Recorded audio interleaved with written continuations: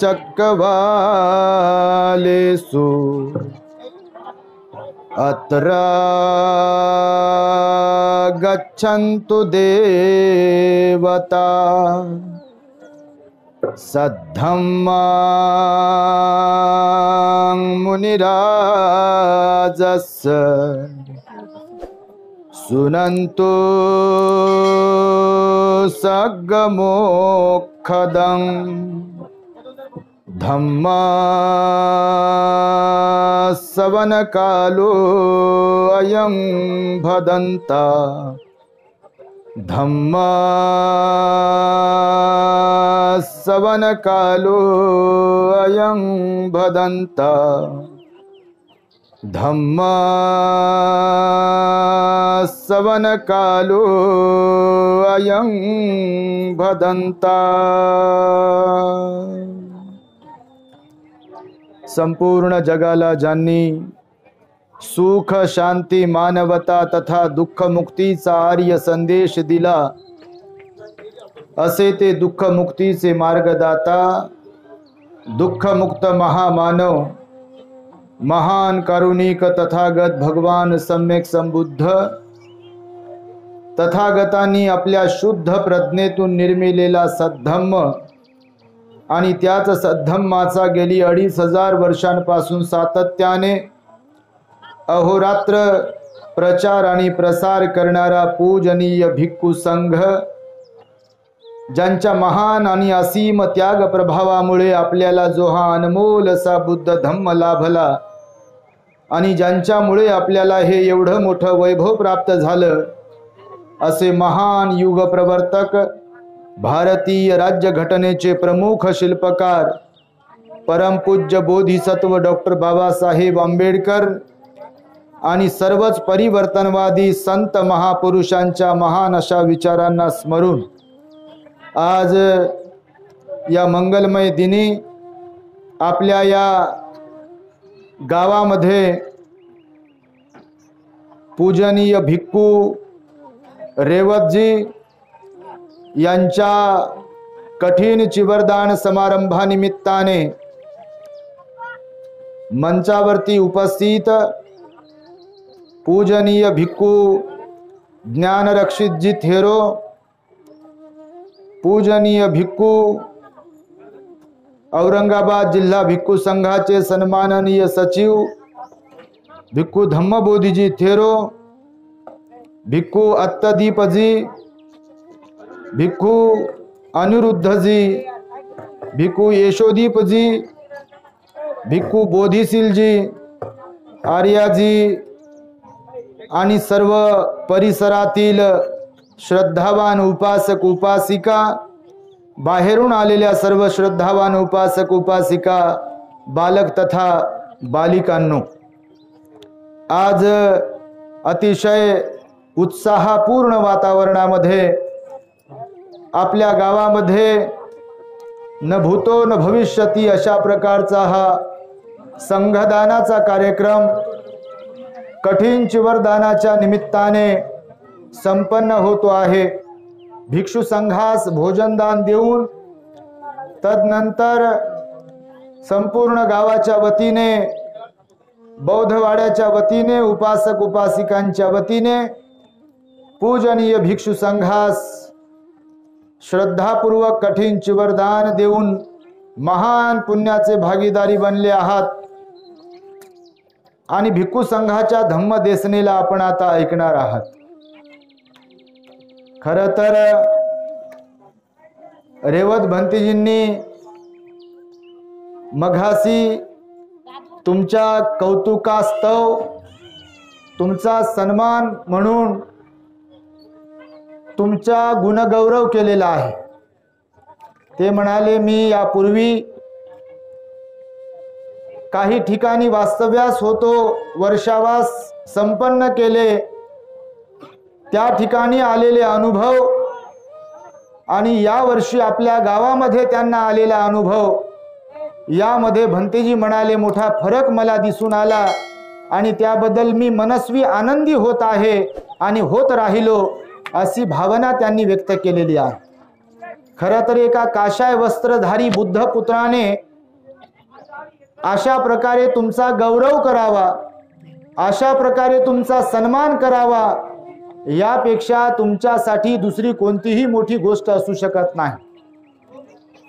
तुम्ही सन्मान प्राप्त केलेले असतील, तुमचा स्वागत झाला असेल अनेकदा, परंतु एका सिलवान विनयधारी भिक्खूकडून सामूहिकरित्या तुमचा जो गौरव झाला, तुमच्या सद्गुणांचा जो गौरव झाला, तो तुमच्यासाठी मोठा प्रेरणादायी आहे. सातत्याने 3 महिने या गावामध्ये असलेल्या या बुद्ध विहारामध्ये पूजनीय भंतेजींनी आपल्याला जे काही धम्माचं दान दिलं, जो काही धम्मोपदेश दिला, तो तुम्हा सर्वांच्या सुखशांतीसाठी अत्यंत महत्वपूर्ण असा आहे. भगवान बुद्ध म्हणतात, कालेन धम्मस्सवनं येतं मंगलमुत्तमं. महामंगल सुत्त आहे. त्या महामंगल सुत्तामध्ये एका गाथेत भगवान बुद्ध म्हणतात, श्रावस्ती येथे भगवान राहत असतात, त्यावेळी या गाथेतून भगवान म्हणतात, कालेन धम्मस्सवनं येतं मंगलमुत्तमं. म्हणजे वेळोवेळी धम्म श्रवण करणे हे एक उत्तम मंगल आहे गृहस्थ लोकांच्यासाठी. आणि तुम्हाला तशी सुवर्ण संधी भंते रेवतजी यांच्या माध्यमातून लाभलेली आहे. त्या संधीचं किती लोकांनी सोनं केलं हे काही आम्हाला माहिती नाही आहे, परंतु तुमच्या या उत्साहानुसार आम्हाला तरी वाटत आहे की नक्कीच तुम्ही संधीचं सोनं केलं असावं. कारण भिक्खूंचं दर्शन पुन्हा पुन्हा होणे हेही मंगल उत्तम आहे. एकदा भगवंताच्या काळामध्ये एक सोपाक नावाचा मुलगा होता. त्याचे आई वडील लहानपणी वारल्यामुळे तो त्याच्या काकांकडे राहत होता, परंतु तो मस्तीखोर होता.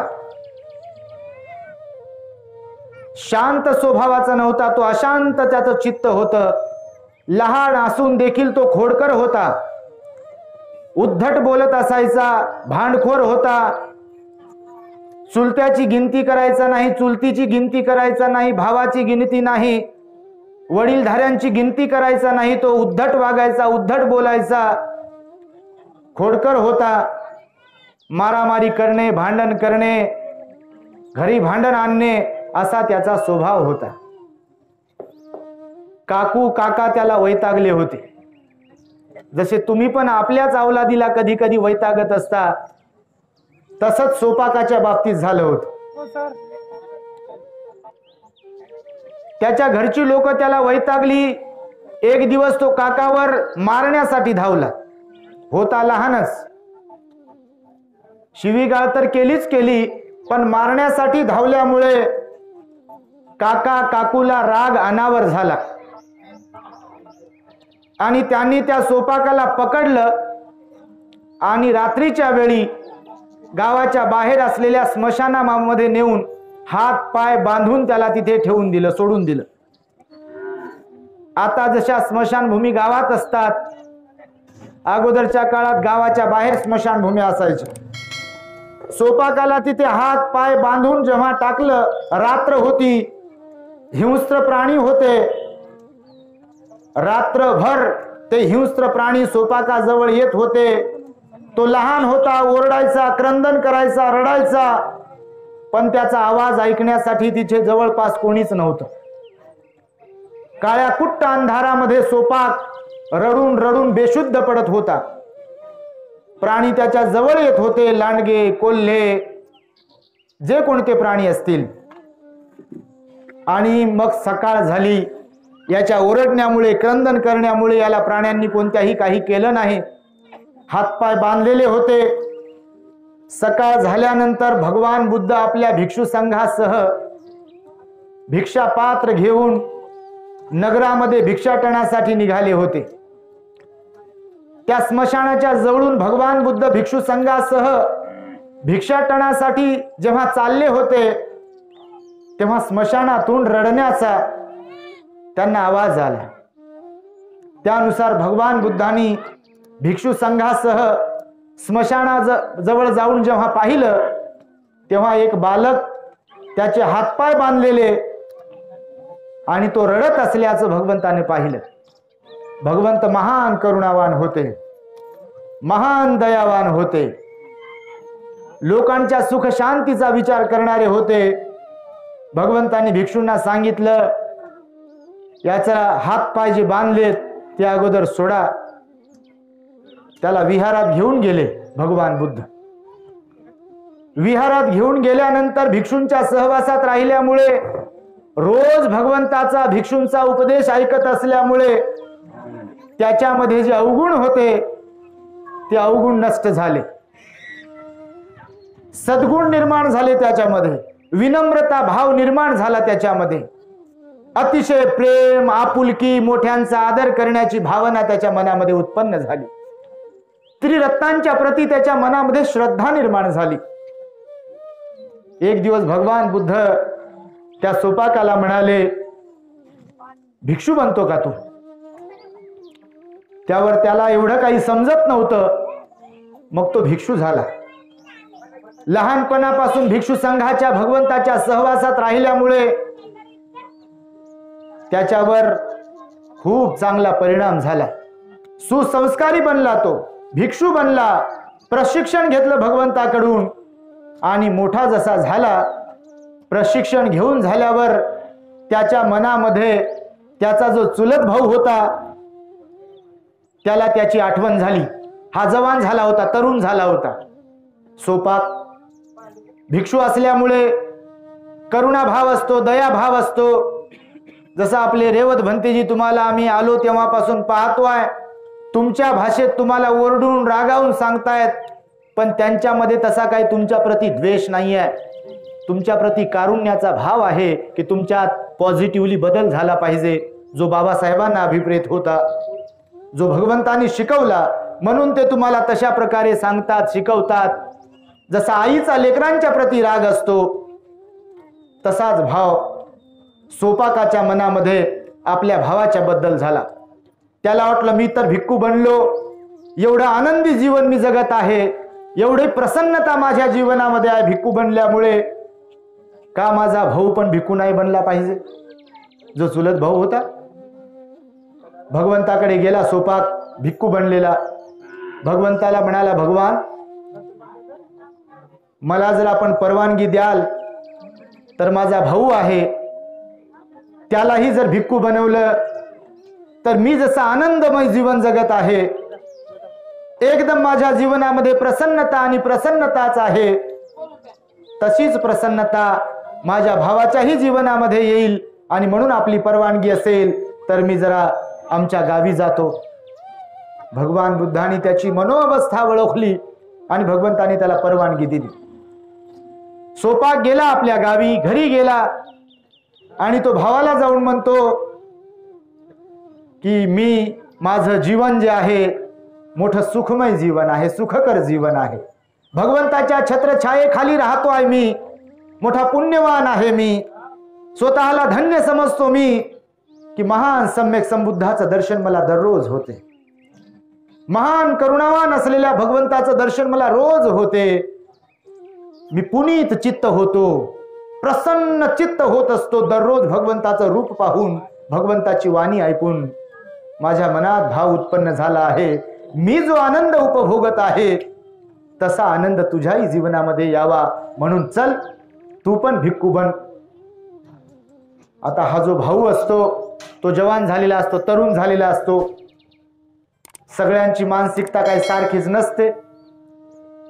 एकाच मायबापाच्या पोटी आलेले लेकरं जरी असले तरी एखादा क्रूर डाकू निघतो तर दुसरा कनवाळू दयाळू मयाळू निघतो, एखादा दारुड्या निघतो आणि एखादा सज्जन निघतो. एखादा आई वडिलांना जीव ओतून जीव तोडून जीव लावतो, त्यांची सेवा करतो, त्यांचा आदर करतो, आणि दुसऱ्या लेकरासाठी जणू काय ते मायबापच नाहीत, ती बहीण जणू काय बहीणच नाही, तो भाऊ जणू काय भाऊच नाही, वैरीच आहेत असं वागतो. मायबाप तर तेच, घर पण तेच, भाकर आहे तीच, नाही का? पण फरक आहे ना स्वभावामध्ये. स्वभावात फरक असतो. दिसायला जरी 2 हाताचेच असले, दिसायला जरी 2 डोळ्याचेच असले, दिसायला जरी गोरे गोमटेच असले, दिसायला जरी कुरूपच असले, डिग्र्या जरी सारख्याच असल्या, तरी स्वभाव मात्र वेगवेगळा असतो मनुष्यांचा. म्हणून सोपाकाला वाटलं होतं की आपल्यासारखा आपला भाऊ जर बनला तर आनंदच आनंद आहे. म्हणून तो म्हणाला, चल भगवंताकडे भिक्षू बन. हा भाऊ म्हणाला जो घरी होता तो, हे पहा मी आता तरुण आहे, मी नौजवान आहे, माझं लग्नाचं वय आहे. तू दीक्षा घेतली, तू भिक्षू बनला, ते ठीक आहे, पण मला जरा लग्न वगैरे करू दे. लग्न वगैरे झालं की मग मात्र मी नक्की तुझ्या बरोबर येईल. सोपाक जिद्दी होता, करुणावान होता. जे करुणावान लोक असतात, जे दयावान लोक असतात, जे परोपकारी लोक असतात, जे दुसऱ्याच्या हिताचा सुखाचा विचार करत असतात, ते प्रयत्नवादी असतात, धैर्यवादी असतात. म्हणून सोपाकाने विचार केला की भाऊ म्हणत आहे बा एकदाच लग्न होऊ द्या आणि नंतर भिक्षू बनतो. तर सोपाक भंतेजी गेले परत आणि याचं लग्न वगैरे झालं. पुन्हा आले काही दिवसानंतर. आता लग्न वगैरे झाले, 5-6 महिने झाले, तर चल. तर तो भाऊ म्हणे, भंतेजी आताच लग्न झालं म्हणे, 5-6 महिने झालं फक्त माझं. बायको नवीनच आहे. आताच तर इकडं जेवायला जा, तिकडं जेवायला जा, इकडचा आहेर तिकडचा आहेर. नवरदेव जी नव्हाळी असते नवरदेवाची, ती अजून संपली नाही बा. ती एकदाची संपलीने एखादं लेकरू बाळ झालं की मग मी नक्कीच येईल भंतेजी बनायला. तर भंतेजी म्हणले, ठीक आहे बा, काही हरकत नाही. आता काय मारून करता येते का काही? असं भंतेजी बनवायचं थोडी, असं काय मारून बिरून आहे. आम्हाला का मारलं का कोणी भंतेजी बनण्यासाठी? आमचं काही पुण्यकर्म होतं, हे यांची जिंदगी गेली पांढऱ्या कपड्यामध्ये. पुण्यकर्म जागलं, झाले भंतेजी. आता असे भंतेजी आहे की कट्टर एकदम, मरने का है तो चिवर में ही मरना है, बस वापस नहीं जाना है. भिक्षाटन करावं लागलं काय आणि भोजनदान दिलं काय नाही दिलं काय, काही फरक नाही पडणार. भिक्षु होके ही मरना है, चिवर में ही मरना है, असा ठाण लिया. असा ताव येणं फार गरजेचं असते. आमचे भंतेजी एक सांगतात नेहमी, ताव आला पाहिजे माणसाला. चांगलं काहीतरी करून दाखवण्याचा ताव आला पाहिजे. मारामाऱ्या करण्याचा आणि तुला पाहूनच घेतो आणि बदलाच घेतो, हे ताव काही कामाचा नाही. हे शुल्लक ताव आहे, हा भिकारी ताव आहे. 7 जन्मापर्यंत बोलणारच नाही आणि तुझ्या लग्नातच येणार नाही आणि तुला दाखवतोच मग मी. हा भिकारी ताव आला, हा भिकारी ताव, शुल्लक ताव, शूद्र ताव. ताव कोणता? की मला वर्गाच्या बाहेर जरी बसवलं, मला वर्गाच्या बाहेर जरी बसवलं, मला फळ्यापर्यंत जरी येऊ दिलं नाही, मला अर्ध्या रात्री 12 वाजता बडोद्यातून रूमच्या बाहेर हाकलून जरी दिलं, महाडचा सत्याग्रह करताना बनवलेल्या अन्नामध्ये, भोगण्यामध्ये, पातेल्यामध्ये माती जरी कालवली, काळारामच्या सत्याग्रहाच्या वेळी माझ्यावर दगडफेक जरी केली, तरी मी माझ्या समाजाचं भलं केल्याशिवाय शांत बसणार नाही. असा ताव बाबासाहेबांना नसता आला तर आज या भगवंताचं, महाकरुणावंताचं आपल्याला दर्शन लाभलं नसतं, झालं नसतं. असे ताव आले पाहिजे. तसा ताव सोपाक भंतेजीला आला होता. मी भावाला भंतेजी बनवलंच बनव. लेकरूही झालं भावाला. भाऊ तर म्हणे बा लेकरू झालं की येतो, भंतेजी बनतो. आले भंतेजी, सोपाक भंतेजी पुन्हा. तर लेकरू झालं होतं याला. आता म्हणे चल, लेकरू तर झालं, तुझी इच्छा पूर्ण झाली. लग्न झालं, लेकरू झालं. तर हे म्हणे बा भंतेजी लेकरू झालं म्हणे, पण ते लेकरू लय लहान आहे. एकदा लेकरू मोठं झालं की मग मी येतो. हे म्हणले ठीक आहे बा. गेले परत. मग पोरग जेवण झालं यांचं. एक काय दुसरे 2-3 झाले होते तोपर्यंत. पहिलं जेवण झालं होत आणि आलं मग पुन्हा बा आता तू तो म्हणे बा पोरगा मोठा झाला की मग येतो. तर पोरगा आता जेवण झालंय, आता चांगला लग्नाला आलाय. हा भंतेजी आता तुम्ही जे म्हणले का नाही लग्नाला आलाय, तर पोराचं एकदा लग्न झालं की मग मात्र मी एकदम फ्री. ते म्हणले ठीक आहे बा. गेले परत आणि पुन्हा आले. लग्न झाले त्याच्या पोराचं. आता हे ताव पहा कसा असते, जिद्द कशी असते. चांगलं काहीतरी करून दाखवायचं. विहार जाग्यावर असो नसो, त्याच्या भिंती खिडक्या बरोबर असो नसो, किती दारू पिणारे लोक असो, कोणी येवो न येवो, तंबाखू खाणारे लोक असो, देव धर्म करणारे लोक असो, यांना बदलवायचंय म्हणजे बदलवायचंय. हा चंग बांधल्यामुळे हे काम सुरू आहे बघा. तुम्हाला आले सोपाक भंतेजी पुन्हा. तर लग्न झाले पोराच. तर म्हणे लग्न तर झालं बा आता भंतेजी. एकदा नातवाचं तोंड पाहिलं की मग मात्र मी मोकळा आहे. भंतेजी म्हणे ठीक आहे. असं करता करता आता नातवाचं तोंड म्हणजे बा हे गुडघे कामातून गेले. इथून काही दिस ना, इथून काही ऐकायला येईना. खारट दिलं तर ते चालत नाही, तेल जास्त पडलं तर ते चालत नाही, तिखट झालं तर ते सहन होत नाही, अपचन होण्यासारखं काही असेल तर ते चालत नाही. गुडघ्यावर बसून वंदन करता येत नाही, पंचांग प्रणाम करता येत नाही, आठवण राहत नाही, बुद्धी भ्रष्ट झालेली असते. याच्यात डोकं घालू वंदन आहे पाठ होत नाही. दिवा विजलेला असते, सगळा सारा दिवा विजला. असं करता करता आणि नातूही झाला याला. भंतेजी आले पुन्हा.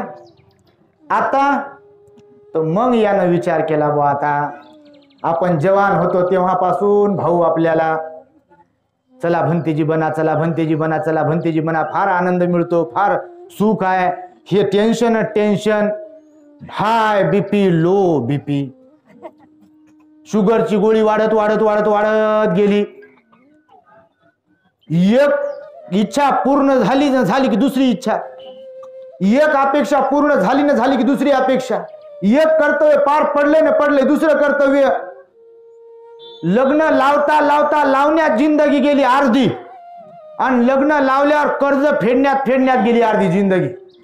आणि ते फेडता आजार झाले, एक दिवस बटन दबले गेली. कुठं आले होते काय माहित, कशाला आले होते तर काय माहित, काय केलं तर काय माहित, आणि कुठं गेले.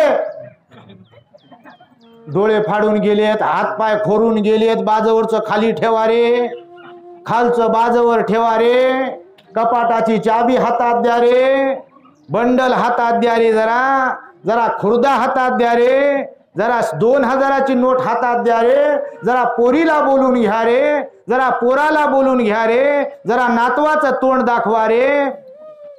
अरे काय मरण आहे हे? काय मरण झालंय? अरे भिकारी मरण है। मरना भी शान से आना चाहिए, शान के साथ मरना आना चाहिए। उसको मरण बोलते हैं, उसको जिंदगी बोलते हैं। कुत्ते के जैसा, बिल्ली के जैसा मरना, वो क्या मरना होता है? हाथ पाय खोरून मरण्यात काय अर्थ आहे? काय अर्थ त्या हात पाय खोरून मरण्यात? नाही नाही नाही, मला वाचवा हो, माझं शेत विका हो, माझं घर विका हो, लावा डॉक्टरकडे, काय लावायचंय ते मला थांबा, मला वाचायचं।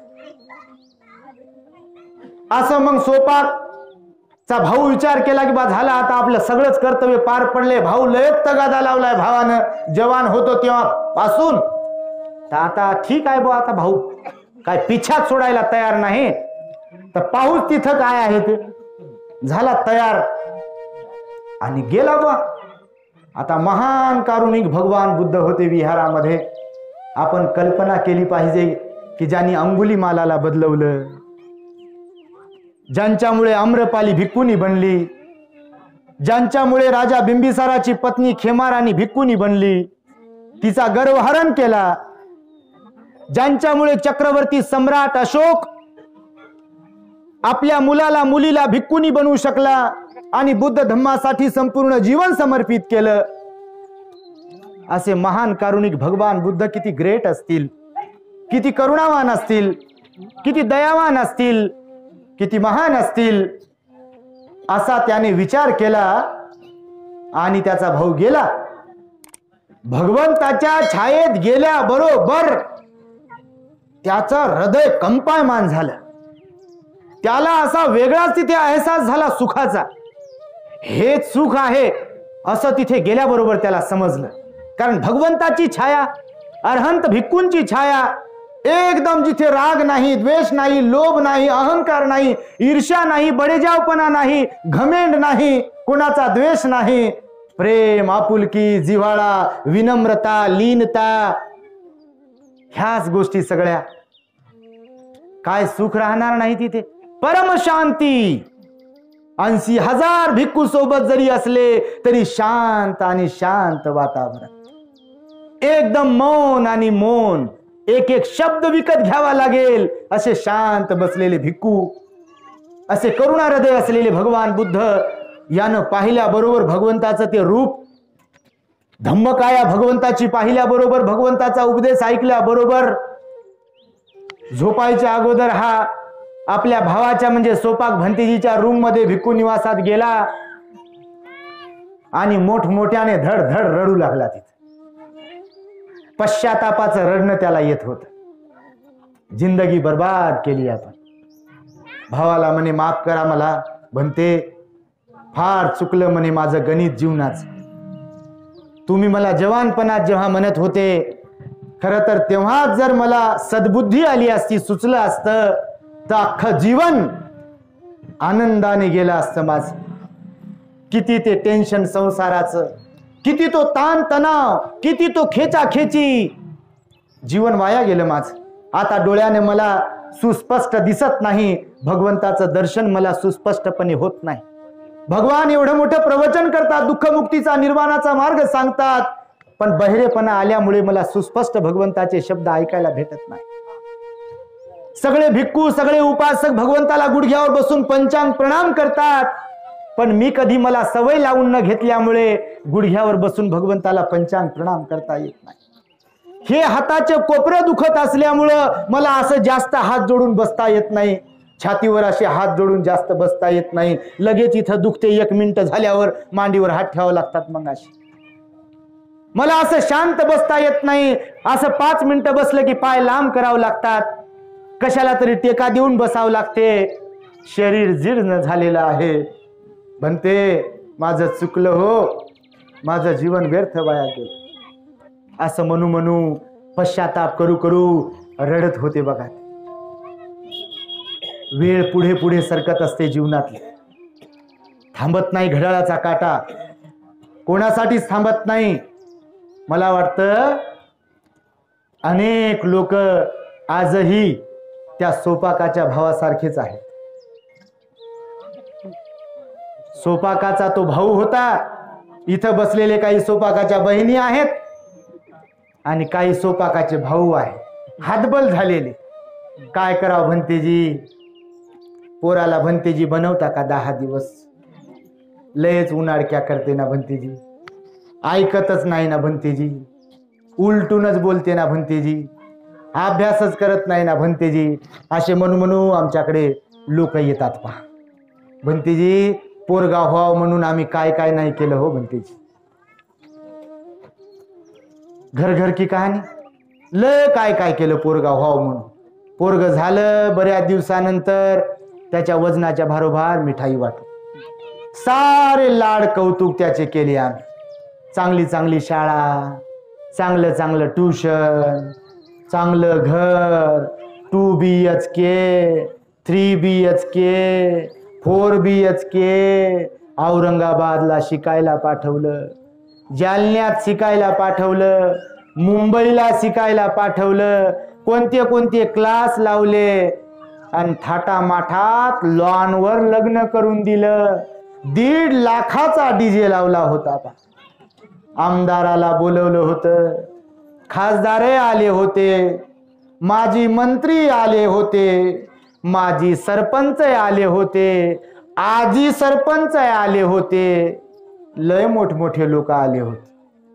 13 पदार्थ केले होते जेवायला. अनेक पंक्ती उठल्या पहा. लय गुलाबजामुन बनवले होते. असं एक माय आम्हाला परवाच्या दिवशी सांगत होती. हे काय काल्पनिक सांगत नाही, असं समजू नका की हे कोण्या तरी पुराणातली गोष्ट आहे. ही घर घर की कहाणी आत्ताची जे घडते तीच आहे. औरंगाबाद मध्येच परवाच्याच दिवशीची एक माऊली आमच्याकडे आली. हे काय थांबत नव्हतं तिचं. दोन्ही डोळ्यामधून जे गंगा वाहत होत्या का नाही, सांगता सांगता थांबत नव्हतं. पदर घेऊ घेऊ, पदर घेऊ घेऊ, असं करू करू सुरू होत. मला हसायला येत होतं आणि गहीवरूनही येत होत, रडायला येत होत. माणूस आहे ना शेवटी, याच्यात रडायला येत होत. मी विचार करत होतो, बापा कोणाची पोरगी पाहायला जायचं याचा बाब्या कसा असो, साऱ्या गावाला यानं डोकेदुखी उठवली साऱ्या गावाची. आणि पोरगी पाहायला गेले, आमच्या पोरासारखा पोरगा नाही. बोल म्हणता बोलत नाही, आणि खरं तर यांनाच बोलू देत नाही घरी. बोल म्हणता बोलत नाही म्हणा. कसा बोलल बोल म्हणता बोल? त्याला जे बोलायचं ते सगळं बोलते, यांना जे पाहिजे तेच बोलत नाही. खरं आहे त्यांचं बोल म्हणता बोलत नाही. काय बोल म्हणता बोलत नाही? प्रेमानं बोलत नाही बोल म्हणता, रागानं बोलते. ते म्हणणं खरं आहे त्यांचं, भाव वेगळा आहे, फक्त म्हणणं खरं आहे. तर मग ते माय सांगत होती, मी ऐकत होतो. मनातल्या मनात विचार केला, सॉक्स फाटला पोराचा लहानपणी. मा बाळाचा सॉक्स फाटला का? मग 4-5 ड्रेस ठेवून दिलेले आहे, पण कोणाचं तरी लग्न आले, कोणता तरी सण आले, पैसा आपलाच ना. चल बरं बाळा, तुला ड्रेस घेऊन देतो, नाही का?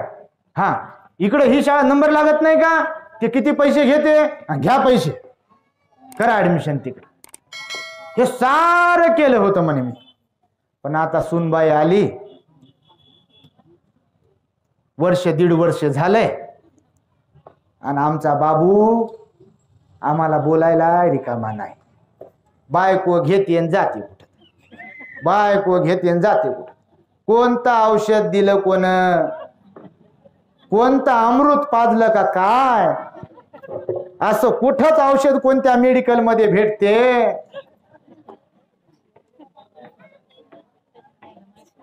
ठीक है, 19-20 तो होता ही रहता है, लेकिन माँ माँ है. माँ के पैरों के नीचे जन्नत होती है. माँ कैसी भी हो, माँ माँ होती है. उसकी बदौलत तो हमने ये दुनिया देख रहे हैं. बाप बाप होता है, उसकी बराबरी कोई नहीं कर सकता. माँ के प्यार की बराबरी इस दुनिया में कोई नहीं कर सकता.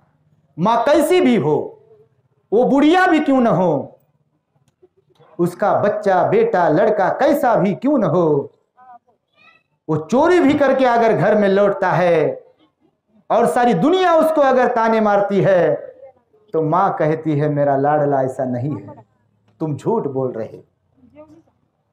यह माँ का प्यार होता है. इसलिए भगवान बुद्ध कहते हैं, माँ बाप के जैसा कोई नाही.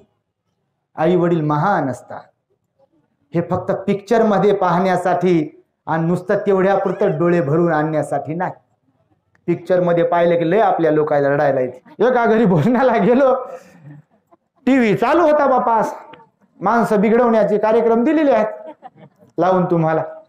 हे एक ते काय असते, हे एक बिघडवण्याचा कार्यक्रम, आणि ते टीव्ही लय चॅनल तुम्हाला पाहिजे ते. अरे ते डिशवर चॅनल दिसत नाही म्हणते, ते केबल घ्या रे.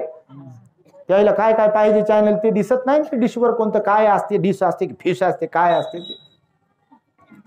त्या भोजनाला गेलो एका घरी, अशा पोरी बसल्या बघा, असे पोरं बसले, ते टीव्ही असा सुरू होता.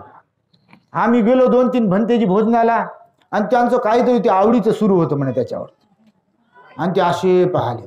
आम्ही आलो असे करून ते आम्ही आलो, ते हात जोडणं नाही, जय भीम नाही, वंदामी नाही, दर्शन नाही, काहीच नाही. हा ना, पुस्तक द्यावं त्याच्या पुढं आणि रिमोट द्याव इकडं. 12 वाजले तरी डोळा लागे ना, आणि पुस्तक लगेच डोळा लागते. पहा, हे सवयी लावली अशी. तर ही जी परिस्थिती आहे तुम्हाला सांगतो, ही भयानक परिस्थिती आहे. आणि तुम्ही म्हणून आपल्या घराला घरपण आणण्यासाठी भगवान बुद्धाची वाणी, मी जे म्हणालो ना, कालेन धम्मस्सवनं येतं मंगलमुत्तमं, भगवंताची वाणी ही आपल्या जीवनाला दिशा देते.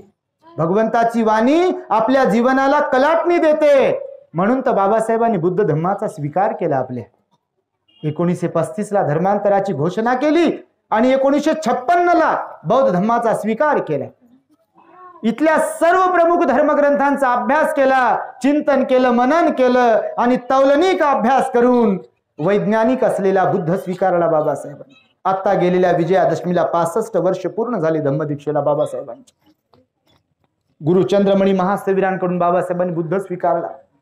बाबासाहेब म्हणाले, नथी मे शरणं अन्यं, बुद्धो मे शरणं वरं, धम्मो मे शरणं वरं, संघो मे शरणं वरं, येतेन सत्यवज्जेन हो तुमे जय मंगलम. या सत्य वचनानं माझं जय मंगल हो. कोणत्या? बुद्धाशिवाय, धम्माशिवाय, संघाशिवाय माझं दुसरं कोणतंही शरणस्थान नाही. भगवान बुद्धाच्या धम्माचं आचरण करण्यासाठी आपल्याला भगवान बुद्धांचेच उपासक बनून राहावं लागतं. म्हणून त्यासाठी विहारात येणं, भंतेजींच्या संपर्कात राहणं, भंतेजींचा उपदेश ग्रहण करणं हे आपल्याला जमलं पाहिजे. सोपाकाच्या भावासारखी गत आपली झाली नाही पाहिजे. सारं कमवलं ना, अवलादच कमवता नाही आली तर काय कमवलं? सारं कमवलं, माड्यावर माड्या बांधल्यात लगे, आणि पाहता आमचं घर आणि पाहता आमचा टीव्ही.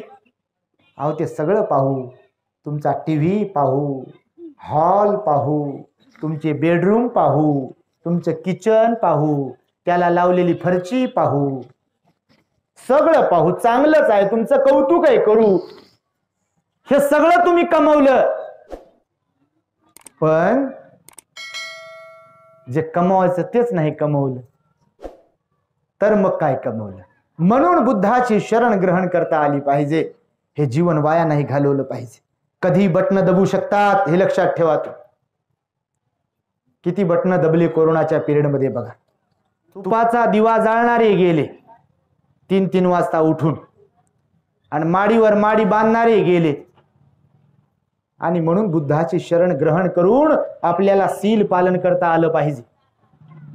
भगवंताने सांगितलेलं सील पालन करता आलं पाहिजे. भगवंताने सांगितलेला उपदेश आपल्याला ग्रहण करता आला पाहिजे. त्यासाठी विहाराची कास धरली पाहिजे, लेकरांना घडवता आलं पाहिजे, घराला घडपण आणता आलं पाहिजे, तर या जीवनाला अर्थ आहे.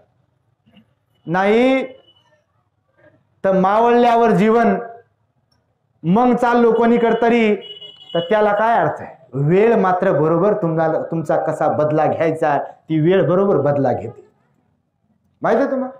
आणि म्हणून वेळीच सावध राहिलं पाहिजे. बुद्ध धम्मात आलं पाहिजे, बुद्ध धम्माचं आचरण केलं पाहिजे, भगवान बुद्धाच्या उपदेशाला स्वीकारलं पाहिजे, विनम्र बनलं पाहिजे, लीन बनलं पाहिजे, राग सोडून दिला पाहिजे, चंचल मनाची अवस्था सोडून दिली पाहिजे, द्वेष करणं सोडून दिला पाहिजे, संशय करणं सोडून दिला पाहिजे, ईर्ष्या करणं सोडून दिला पाहिजे, घमेंडपणा सोडून दिला पाहिजे, श्रीमंतीचा घमेंड सोडून दिला पाहिजे. हे सोनं म्हणजे जीवन नाही, हे कपडे म्हणजे जीवन नाही, बंगला म्हणजे जीवन नाही, पोरग्यानं लई डिग्र्या घेतल्यात म्हणजे जीवन नाही, त्याच्याशिवाय जीवन आहे. इकडं समाधान आहे की नाही त्याला महत्व आहे. तुमची सेवा करतात की नाही घरी त्याला महत्व आहे. प्रेमानं बोलतात की नाही त्याला जीवन म्हणतात. म्हणून बुद्धाचे शरण हे खूप महत्वाचे आहे. तुम्हाला सांगतो, बुद्धाचे शरण खूप महत्वाचे आहे. आणि म्हणून आमचे रेवत भंतेजी इथे गावात राहिले.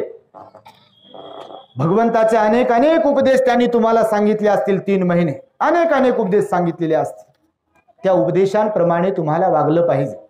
नाही तर बस सोहळा केला, भंतेजी आले, सोहळा केला आणि बस संपला विषय. जैसे थे, तर जैसे थे नाही राहिलो पाहिजे आपण. मी तुम्हाला बाबासाहेबांचा ताव सांगितला की नाही, तसा ताव आता तुम्हाला आला पाहिजे. भंतेजीने जर पंचशील पालन करायला शिकवलाय तर तुमच्याकडून ते पालन झालं पाहिजे. भंतेजीने 8 दिवसातून एकदा उपवास पालन करायला शिकवलंय, ते तुमच्याकडून झालं पाहिजे, त्याचा ताव आला पाहिजे. भंतेजीने सांगितलंय स्वतःहून जय भीम केला पाहिजे, अहंकार सोडून देऊन, त्याचा ताव आला पाहिजे. भंतेजीने सांगितलं विहारात आलं पाहिजे, वंदना केली पाहिजे, त्याचा ताव आला पाहिजे. मारामारीचा, रागारागाचा, बदल घेण्याचा ताव नाही आला पाहिजे. त्यामुळे आपले जीवन उद्ध्वस्त होऊ शकते. आणि म्हणून महान पुण्यकर्म करण्याची संधी तुम्हाला आमच्या रेवत भंतेजीकडून उपलब्ध झालेली आहे. आणि म्हणून तुम्हाला मुद्दामहून आता बसल्या बसल्या विचार केला की तुम्हाला काय सांगावं, तर म्हणून सोपाकाची कथा मी तुम्हाला सांगितलेली आहे.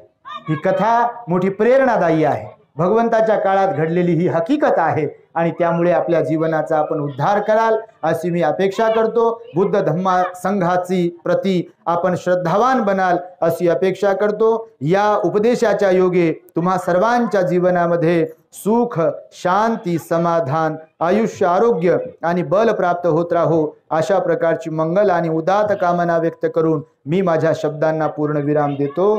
भवतु सब्ब मंगलं, भवतु सब्ब मंगलं, भवतु सब्ब मंगलं.